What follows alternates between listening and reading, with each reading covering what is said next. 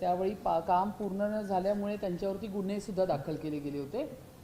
पण त्यांच्याकडनं अशी माहिती मिळाली की कॉन्ट्रॅक्ट ज्यावेळी त्यांना कळलं, पण आपल्याकडे वेळ कमी होता, आपल्याला 2 इयर्सचे हे जे टेंडर होतं ते कंप्लीट करण्यासाठी आपल्याला पुरेसा आता नवीन कॉन्ट्रॅक्ट, मी त्याच टेंडरचं बोलते, जे कॉन्ट्रॅक्टर जे ठेकेदार ह्यासाठी साईन झाले होते.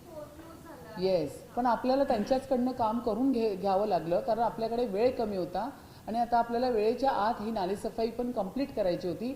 अशी माहिती आम्हाला प्रशासनाने आत्ताच्या मीटिंगमध्ये दिली आहे, जी माहिती त्यांच्याकडनं घेऊन मी तुमच्याशी शेअर करते.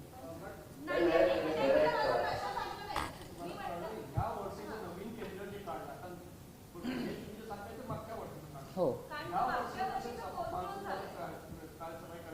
ते आपलं कधीपर्यंत त्याची प्रक्रिया पूर्ण चालू आहे. आता आपल्याला ही जी नवीन कॉन्ट्रॅक्टची प्रक्रिया आहे त्याच प्रक्रियेच्या बाबतीत त्यांना आम्ही काही सूचना दिल्यात.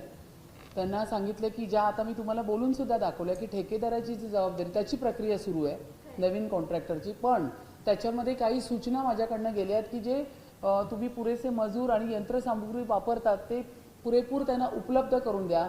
नाल्याचा प्रवाह तुम्ही कायम ठेवा, त्याच्यामध्ये डम्पिंग प्लॉट जो आहे तो त्या ठिकाणी उपलब्ध करा, VTS ट्रॅकिंग सिस्टम त्याच्यामध्ये टाका. हे आम्ही नवीन ह्याच्यामध्ये उपलब्ध, पण त्याची प्रक्रिया सुरू आहे.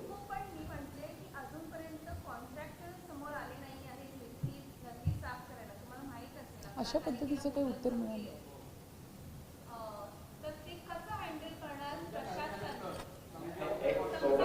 सोबत एक प्रश्न आहे, असा आहे की जे जुने कॉन्ट्रॅक्टर होते त्यांचा पेमेंट झाला नाही, ते काम करायला तयार नाही आहे आणि आता जे नवीन टेंडर कोण करत नाही आहे, BMC प्रशासनाने त्यांच्या जी शर्त होती शर्त पण त्याला काढले तरी पण कॉन्ट्रॅक्टर येत नाही आहेत. आता 1 मार्च पासून सफाई चालू होते, अजून सफाई चालू झाली नाही, पण काय करणार आहात? त्याच्यावरती मी तुम्हाला मगापासून तेच सांगते, त्याची प्रक्रिया चालू आहे. प्रक्रियाचा अर्थ काय होतो, आपण कॉन्ट्रॅक्टरना कॉल केलेले आहेत, त्यांची प्रक्रिया अजून सिस्टीम प्रक्रिया पूर्ण होऊ दे, त्याच्या पुढची माहिती आम्हाला पुढच्या मीटिंगमध्ये मिळणारच आहे. आता आपण झालेल्या याची आणि होणाऱ्या प्रक्रियेची पूर्ण माहिती आम्ही घेतली. फक्त ती प्रक्रिया चालू असताना आम्ही त्याच्यामध्ये आमचे काही सजेशन्स आहेत ते ॲड ऑन केलेले आहेत.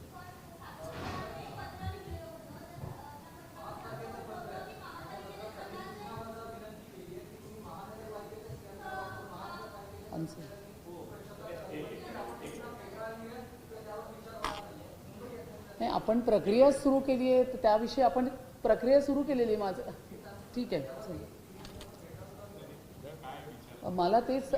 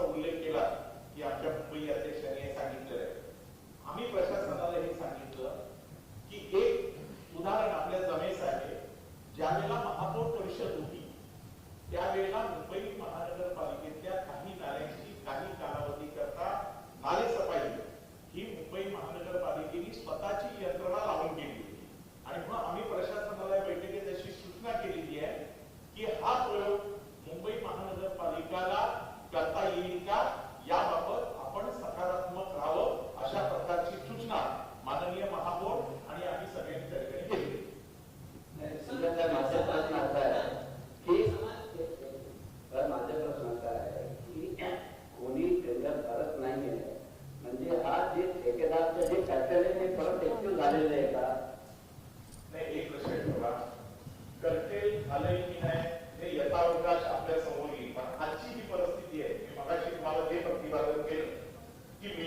साफ करायला 85 ते 90 दिवसाचा वेळ जातो.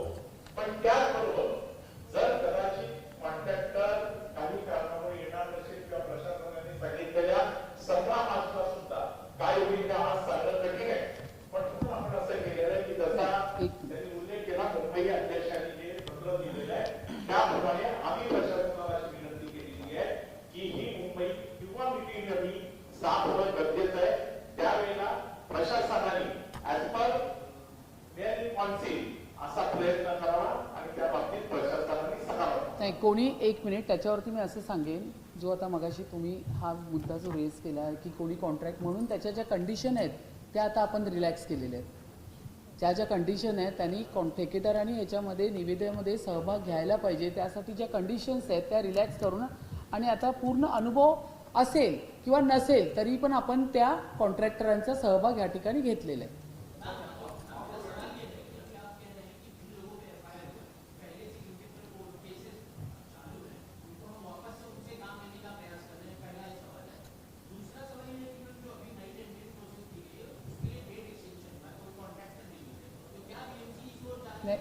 इसके ऊपर मैं यही कहना चाहूँगी कि ये जो कंडीशन थी कि आपको एक्सपीरियंस होना चाहिए, अनुभव होना चाहिए, अभी के निविदा में पूर्व अनुभव अगर नहीं है तो भी उनको सहभाग लिया जाएगा. ये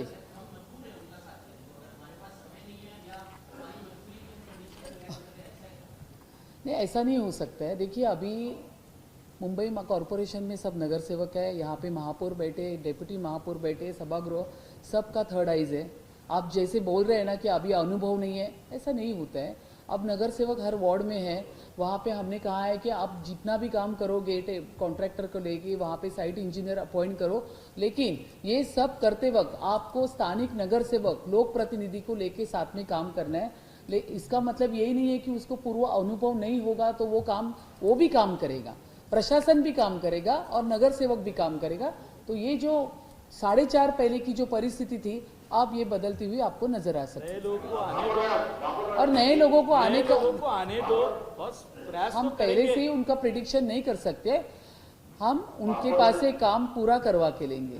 महापौर मॅडम एक प्रश्न असा आहे की तुम्ही आता बोलले की महायुती ऍक्शन मोडवर आहे. येस तर आता अडवणुकीचं धोरण जे कंत्राटदाराकडून केलं जात आहे तर तुम्ही महायुती म्हणून कंत्राटदारावर कारवाई करण्यासंदर्भात काही करणार आहात का म्हणून? कारण आता जे काय चाललेलं आहे कंत्राटदारांचं त्यांना काही अटी शर्ती पण शिथिल करण्यात आल्या. आज कंत्राटदार मिळत नाही म्हणून कंत्राटदारांची जो अडवणुकीचं धोरण आहे या विरोधात तुम्ही काय करणार? ऍक्शन मोडवर आहात? नाही आम्ही ॲक्शन मोडवरती 100% आहोत. आम्ही जे बोलतोय त्याच पद्धतीने आम्ही वागणार आहोत आणि करणार सुद्धा आहोत. विषय हा होता की निविदा प्रक्रिया भरण्यासाठी आपण कॉल केले होते, त्यावेळी काही कॉन्ट्रॅक्टरने त्यामध्ये सहभाग न दाखवल्याचा एक विषय त्या ठिकाणी आला होता, म्हणून आपल्याला काही अटी शर्ती शिथिल कराव्या लागल्या. याचा अर्थ हा नाही की त्या कॉन्ट्रॅक्टरला जर अपॉइंट केलं आणि तो काम करणार नाही तर त्या ठिकाणी आपण IIT बॉम्बे सारखी थर्ड पार्टी ऑडिट ठेवलेलं आहे. शिवाय त्या ठिकाणी लोकप्रतिनिधी आहे, शिवाय प्रशासनाला आम्ही धाब्यावरती घेतलेलं आहे की तुम्हाला पूर्ण काम करावंच लागेल. म्हणूनच या पद्धतीची पूर्वतयारी मीटिंग आपण घेऊन त्याच्यामध्ये अजून अतिरिक्त काही सजेशन्स, जसं मी या ठिकाणी सांगितले की गाळ काढण्याच्या प्रक्रियेमध्ये अजून काय चेंजेस व्हायला पाहिजे, महत्त्वाचे नियम त्याच्यामध्ये काय फॉलो केले पाहिजे, RTOच्या नियमाप्रमाणे वाहनं कशी घेतली पाहिजे, जो 48 तासामध्ये सुकलेला गाळ त्याच्यानंतर तुम्ही त्या पद्धतीचं वजन काट्यावरती त्याचं कशा पद्धतीने मोजमापन होत आहे, या सगळ्या, मग नाला असेल, स्ट्रॉंग वॉटर ड्रेन असेल, कल्वर्ट असेल, ह्याच्यातला गाळ तुम्ही कसा काढताय, गाळ काढून काठावर ठेवताय, रस्त्यावर ठेवताय, अशा सगळ्याच आम्ही सजेशन्स दिलेले आहे. तर हे सगळं करत असताना जरी आपण नवीन ठेकेदार कॉन्ट्रॅक्टर या ठिकाणी आपण कॉल केलेत, त्यांच्याकडे पूर्व अनुभव नसेल तरी त्यांच्याकडनं काम करून घेण्याची जबाबदारी ही लोकप्रतिनिधी प्रशासनाची आमची पूर्ण राहील.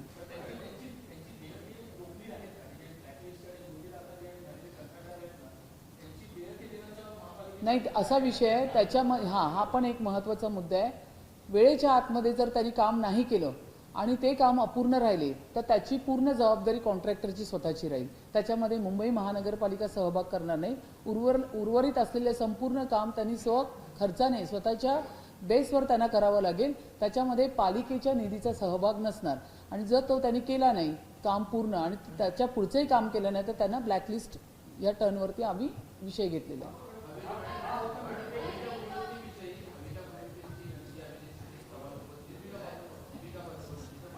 नाही, हा विषय वेगळा आहे. तुम्ही नाला आणि ऐका, विषयाला बघायला देऊ नका. मला फक्त या ठिकाणी नाले सफाई आणि जैन पोर्टल या दोन गोष्टींवरती तुमचे प्रश्न उत्तरं पाहिजे. ऐका ना, ऐका एक मिनिट. असं आहे, नाले सफाईच्या बाबतीत तुम्ही जो प्रश्न विचारताय, नाला सफाई फार सेन्सिटिव्ह विषय आहे. बिफोर द मान्सून आपण आज त्याच्यावर महापौर महोदयांनी जी बैठक घेतली आणि तुम्ही जे एक प्रश्न सारखा येतोय म्हणून सांगतो, काही कंत्राटदारांनी या मुंबई महापालिकेला आपल्या खिशात टाकण्याचा प्रयत्न केला. यापूर्वी चाललं होतं, हे रॅकेट आम्हाला तोडायचं. बस आणि तुम्ही जो प्रश्न विचारताय तो आलटून पालटून तोच येतो प्रश्न. आपने भी वो सवाल पूछा.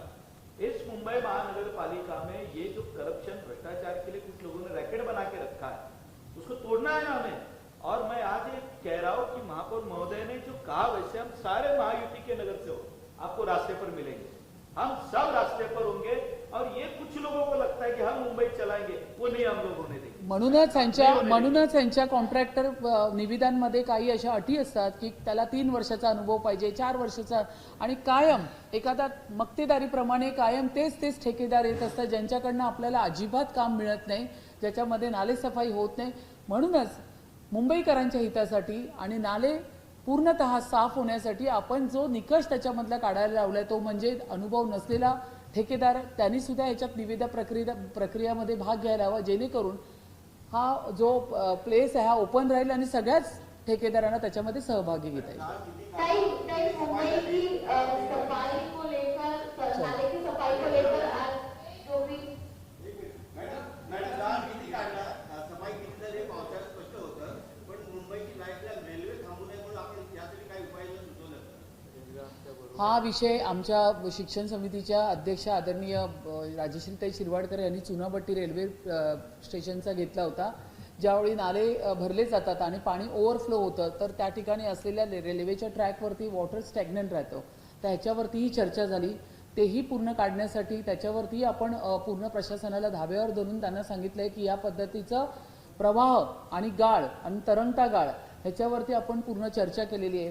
प्लस 2000 आपण त्या ठिकाणी डॅशबोर्डची मागणी केली आहे ज्यावर फोटोग्राफ्स या अनुषंगाने ट्रॅकिंग केले जाणार. नुसतं काम करून घेत नाही आपण, डॅशबोर्ड पण त्यांना सांगितलंय. डॅशबोर्डवरती कंटिन्यू त्याचे फोटोग्राफ्स अपलोड होतील आणि परत त्याच्यावरती ट्रॅकिंग करण्यासाठी आपण थर्ड सिस्टम लावतोय. म्हणजे तुम्ही लक्षात आलं, तुमच्या 4 कॉर्नर्स या ठिकाणी नाले सफाई आज आम्ही बोलतोय, उद्या आम्ही तुम्हाला फील्डवरती प्रत्येक नाल्याच्या ठिकाणी साफसफाई होताना हे सगळे बसलेले लोकप्रतिनिधी त्या ठिकाणी दिसणार आहोत. मुंबई के नाले सफाई को लेकर क्या कुछ चर्चा हुई? थोड़ा सा हिंदी में brief आज तुम्ही नाले सफाईच्या संदर्भात बोलत आहात. आपण आशा करूया की यावेळेस सुद्धा नाले सफाई पूर्ण होईल आणि पाणी साचणार नाही. परंतु ज्यावेळेस पाणी साचेल त्यावेळेस पाऊसच जास्त पडला, हे ही जी सबब आहे ती पुढे येणार नाही अशी आशा बाळगली. ज्यावेळी प्रश्न पुन्हा करा, आपण लांबून बोला, आवाज येतो. आपण आज नाले सफाईच्या संदर्भात प्रेस कॉन्फरन्स घेतली की दरवर्षी अशाच प्रकारचा प्रेस कॉन्फरन्स होता. पाणी सुद्धा साचल्या जाते आणि नंतर असं कारण येते समोर की पाऊस जास्त झाला म्हणून पाणी साचलं आणि त्यावर कुठेतरी मुलामात केलं असं. नाही यावर्षी तसं होणार नाही. आतापर्यंतच्या प्रेस कॉन्फरन्समध्ये आणि ह्या प्रेस कॉन्फरन्समध्ये फरक आहे जमीन आसमानाचा. त्या प्रेस कॉन्फरन्सचा काय चाललं आणि काय होतं, खड्ड्यात